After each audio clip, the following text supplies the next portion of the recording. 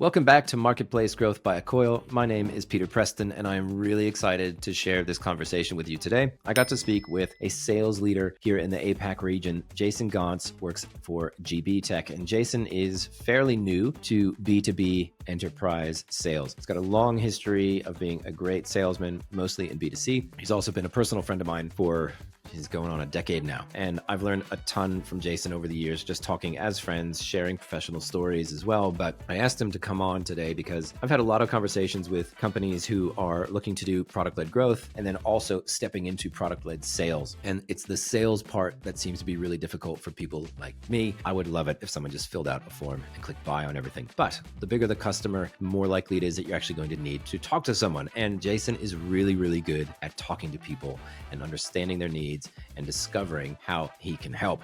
And so I asked Jason to come on and talk to me about the research that he does to understand who he should be reaching out to in the first place. And then what does it look like to build rapport with people? How do you do proper discovery and just get people to make small decisions on their way to that purchase decision? And if you are in B2B applications, software, SaaS, anything like that, and at any point you need to talk to customers to get them to buy your product, you will get a lot out of this conversation. Let's hear from Jason. Jason, thanks so much for coming on. Man, you and I have known each other for a long time, and I learned a lot talking to you as a friend, and I thought it'd be really cool to hop on here and just have one of those conversations that we can kind of share. And I am treating this like my own personal education session, so thank you for that. But we're here today to talk about B2B sales and just your approach to this. And the reason I wanted to have this conversation is because I think that you have a lot to share, and it's an encouraging story. So could you walk us through a bit of your background, how you came to be in B2B software sales, and let's start there, what that transition was like for you. Absolutely. Thank you. And likewise, I always look forward to our calls and long-winded chats that we have over the phone. Thanks again for having me. My name is Jason Gonce. I'm currently the VP of sales for a technology company called GB Tech. My background, actually, I've only been in technology for, what has it been, 15, 16 months, somewhere in that time frame. So I'm still an infant when it comes to B2B sales, and I'm learning all day, every day. My background actually comes from B2C selling, where I sold holiday vacation ownership solely over the phone, cold calls. They didn't know I was calling, and I mastered the art of being able to pick up the phone, find out about people, learn what was important to them, find that commonality, get appreciation, earn their trust, and then ask them to buy something. That B2C world is very different, especially when they're already in, I call it the pool, I guess. They're already in the pool. They got their shorts on. They're ready to have a drink. You know, you just got to approach them and have that conversation, whereas B2B has been a very different world, I would say, with a steep learning curve, to say the least. What would you say is maybe, like, let's go back 15 months to when you started. What was the first realization that you had that maybe this is something different? I think, to be a really good technology salesperson, you got to master so many different skills is the first thing, right? You got to have the business acumen. You've got to be able to know the product and to be able to understand who is the right people to talk to first and foremost, and then trying to learn the technology and the capabilities, right? And everybody's got a different journey when it comes in this, but the people part was the part that I felt the most comfortable with. The technology was like, well, I don't know about all this. Like, I could barely get my computer to work, let alone trying to sell somebody technology. So it was a very steep learning curve, is what I would say. Talk us through, what does GB Tech sell? I mean, just to give some color to, like learning the tools, right? What are you selling now? So I think, from our previous conversations, this might resonate with a lot of people, is GB Tech is a global brand, but we're new to this marketplace. We've only been in Australia for about 3 years, and we're up against some massive competition that have been in the space for a long time. There are some behemoths in our space, but we sell business process management, process automation, and governance, risk, and compliance technologies for enterprise grade customers. So some of the biggest companies on the planet have got our tool. However, we don't spend the millions of dollars that our competition does to be known in the space. So it's definitely, the small guy coming into the space. So it's definitely a challenge, to say the least. And not everybody knows BPM or business process management is what in 2.0 kind of scenario. So it's not the most exciting, or I wouldn't call it the most sexy thing to sell. Come on. Everything can be made sexy, man. There's two things there that I think are really, really interesting, and maybe we can talk a bit more about. One, you said before, understanding the people that you need to talk to. And then the second thing is, you just mentioned that you don't necessarily have this big marketing engine behind you yet. So maybe let's start there. What does that do to someone like you, where you walk into a market and maybe awareness of your brand isn't super high? People don't know who you are necessarily as a company yet, let alone you personally. Where do you go from there? Like, what's been your approach? What's worked and what hasn't? Yes. And this is something that I think hopefully this will resonate resonate with a lot of the people. But one of the things I've found quite interesting as I've gotten into going from B2C selling to B2B selling is that there's a lot of technology people out there that they want this, I call it, product growth led, that they want the product to sell itself. And hopefully you've got a good enough product that it's designed for an audience. And I mean, otherwise you wouldn't have developed something to go to market with. But where I feel like this technology space is quite funny to me is that what a lot of these people, maybe they know it, maybe they don't know it, maybe they don't want to hear what I'm going to say, but if there's a whole market, 100% of it, that product-led growth is only going to get you maybe 10%, maybe 15, 20 if you're really, really good and you solve a great problem, and I bounced around a few technology companies before I found myself in the role I'm in, and it blew me away that,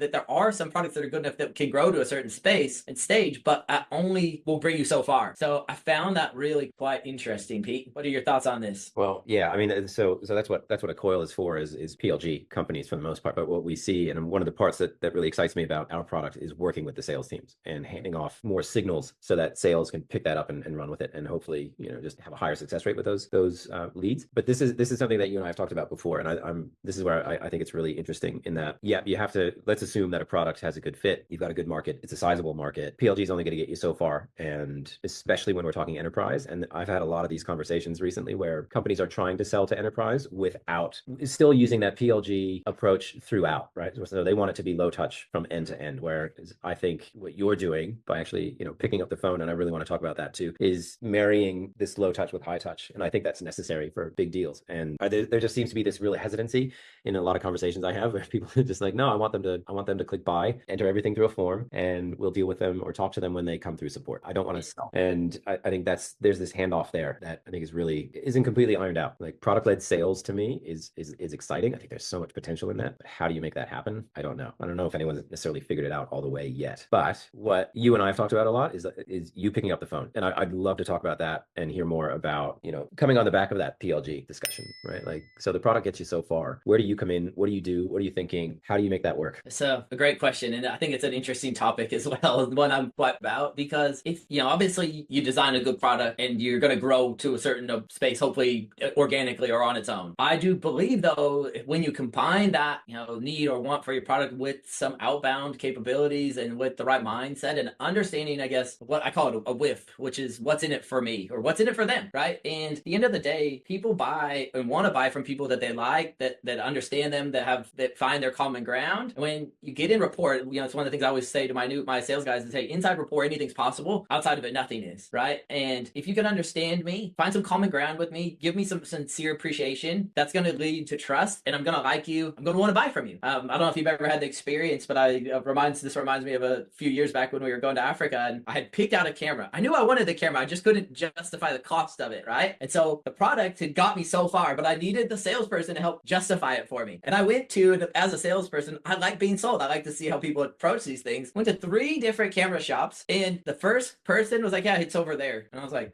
okay, cool. It looks good. But I'm like, man, I've never spent this much money on a camera before. I'm about to go to Africa. I know the last time I went to Africa, the pictures were garbage. They just didn't turn out right. The second place, same thing. Didn't do anything for me. Just pointed me over there. Hey, it's that much. Or, okay, can you do a deal? No, we can't do a deal. And I'm like, what is this? Right? Like, I want to, talk me through. Finally, the day before, my wife encouraged me. She said, go buy it. Like, I know you want to just go buy it. And I'm like, oh, I don't know. I wasn't all the way there. I was like, God, that turns 15, 20%. Went in, and this guy sat down and he asked me through what I call as a needs-based questions. And I love this because I'm very much a Tom Hopkins guy at heart. If you don't know who Tom Hopkins is, I would really encourage you to go out and learn from this guy. He's an absolute legend. He's a personal friend and mentor of mine, but he teaches what's called the needs-based selling. And the N in it stands for what have they got right now? And at the time, I had this old school iPhone, and that did not get the quality of what I had. So you really need to be able to talk to your people in order to help them buy your product. You need to understand, what have you got right now? And what do you like about it? You don't want to beat it up and belittle it. You want to find out, well, what do you enjoy about that phone? Well, hey, it's in my pocket. It takes decent pictures, but I'm going to be taking pictures of animals that are far away. I want to be able to get up close and personal, but without being up close and personal, right? So he said, well, okay, great. What would you then, the A needs is spelled NEADS. And so the way that works is, what would you alter about that, Jason? And I said, hey, the first time we went to Africa was unbelievable, but the zoom on my camera could only get me so far. It didn't really get me all the way there. And I said, well, what I'd really like to change about that is I'd like to be able to get in front of,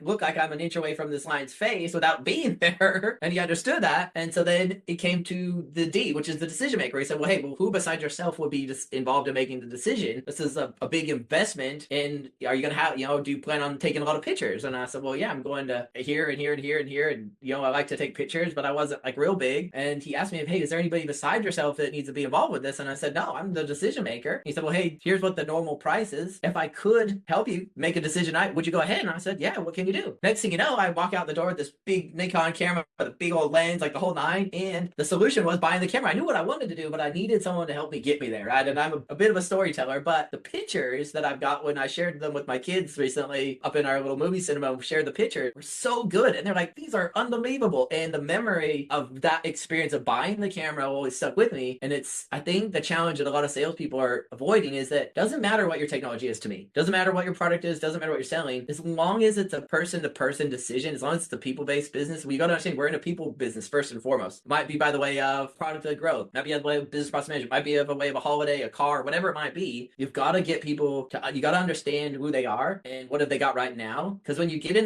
to understand it and be interested instead of interesting, it lets the other person know, hey, this person actually genuinely wants to understand me. I think it's why I love talking with you, Pete, is when we talk, you really want to understand me and understand what I'm going through to help figure out the solutions. I love the story. I want to talk through, well, I think there's that fear of picking up the phone too, but even more, like when you do get someone on the phone, like let's fast forward, you've gotten someone on the phone and you're doing the needs-based selling. Can you walk us through that? I mean, you just did in the terms of like the camera sales and yourself, but in your world now, doing B2B sales, who are you calling and what does that process look like? Because I know you're pretty process oriented, right? And can we tease that out? So if anyone's watching this and they can kind of go, okay, so I know it's not always like this linear 1, 2, 3, 4 thing, but what's your approach to, maybe let's even take a step back. Who do you call? Like, how do you figure that out? And then what's your approach once you do know who you're going to talk to? It's a good question. And we talked about this the other day. And I think one of the things that you got to understand is that with your product, you need to understand who's your perfect buyer. So before you even start, what do they look like? What do they sound like? What challenges are they facing? What solutions are they looking for? You got to understand, hey, who's my perfect person? What am I looking for? So if let's say for me, that's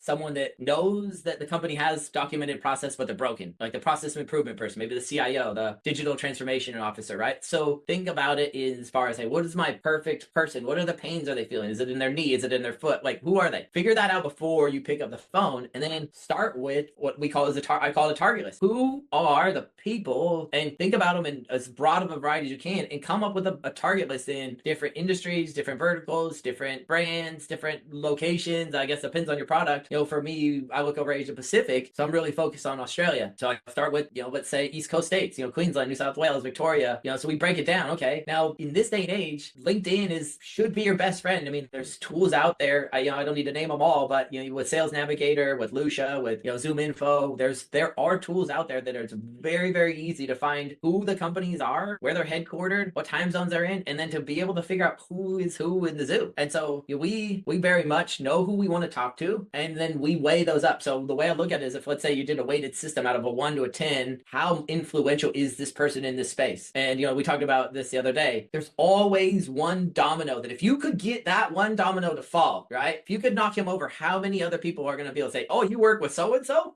And you got to, at the end of the day, we're all name droppers, right? It's not what you know, it's who you know, and who are you working with? Let's be honest about it, right? So being able to figure out who that customer is and then do your deep research. So, when I call these people cold, I know a lot about them. I didn't just call in willy-nilly. I know, I've read their company reports. I've read their 10Ks or their annual report. So I know what's on the top of their boards list. There's a really great tool I just found out recently about. It's called 100 Handshakes. And you can put in the company name, scrape their senior leadership, and then try to figure out who goes where and when. And then if you're as gangster as it gets, is what I call it, you can call up these people and say, who do you report to? Who would that report to? Or who does this report to? And you'd be amazed by what people will tell you. Or if you show them, they're like, wow, yeah, no, he talks to him, you talk to him. This is your guy. And it's like doing reconnaissance work, right? I mean, it's great if you could start at the top of the mountain and get a senior leader initially. Like, let's be honest, you want to shoot as high as you can, but sometimes you got to go up the winding path of the mountain, and you got to work your way up and build those relationships. And I do top down and bottom up approach. I'll call, and this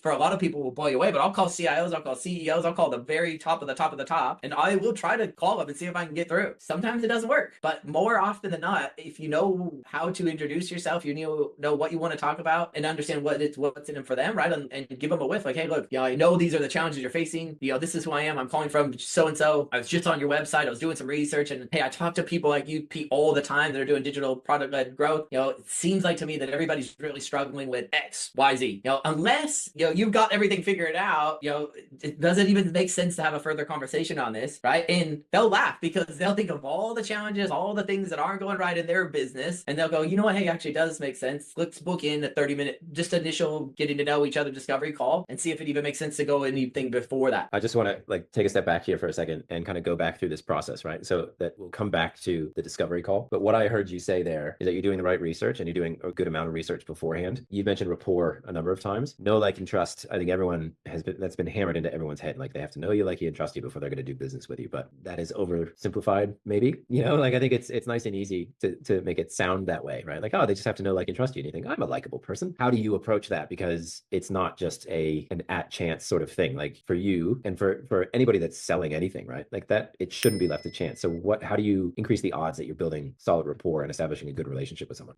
I think this is an art, and here's the truth of it, right? Tom Hopkins told me this a long time ago, is that you're not judged by the number of times you fail, but by the number of times you succeed. And the number of times you succeed is in direct proportion to the number of times you can fail and keep failing and get up and try again. So first of all, you're never going to get it right the first time. So God, you have to not be scared to go pick up the phone. And honestly, if that's scary for you, I would say, hey, force yourself to do the things that you don't want to do first, right? Say, I'm going to make 30 phone calls without doing anything. I wipe everything off my desk and I just pick up the phone 30 times. But in rejection or not, you got to do the things you're uncomfortable with, right? Then I think people want to know, they're looking for three things really to get into rapport, is that you know them and their business first and foremost. So you want to establish yourself as an expert. And I'll say, hey, look, Pete, I'm talking with people blank all the time, and everybody seems to be struggling with XYZ. So I'm looking for a commonality.